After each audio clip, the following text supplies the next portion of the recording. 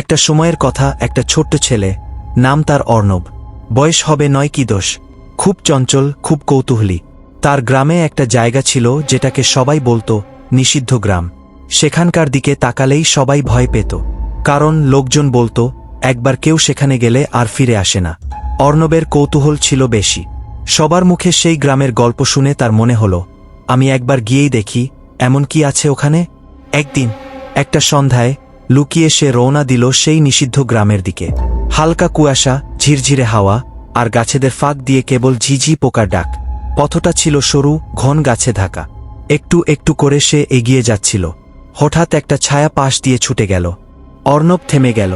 বুক ধুকধুক করছে। সে পেছনে তাকালো, কিন্তু কেউ নেই গ্রামের ভিতরে। অবশেষে সে পৌঁছাল সেই গ্রামে।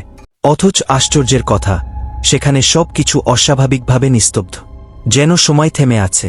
ঘরগুলো জরাজীর্ণ, গাছপালায় ঢেকে গেছে, কিন্তু একটা ঘরের দরজা খোলা। ভিতর থেকে আলো বের হচ্ছে। সে সাহস করে ঘরের ভিতর ঢুকে পড়ে।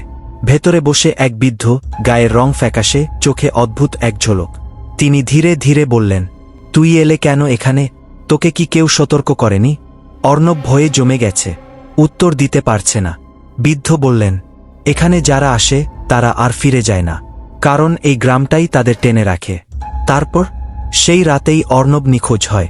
তার খোঁজে সারা গ্রাম তোলপাড় করে, কিন্তু কোনো চিহ্ন পাওয়া যায় না। কেবল একটি ছোট পায়ের ছাপ পাওয়া যায় সেই নিষিদ্ধ গ্রামের দিকে। তারপর কিছুই না। লোকজন আজও বলে, নিষিদ্ধ গ্রামের রাতের অন্ধকারে মাঝে মধ্যে ছোট্ট এক ছেলের হাসির আওয়াজ শোনা যায়।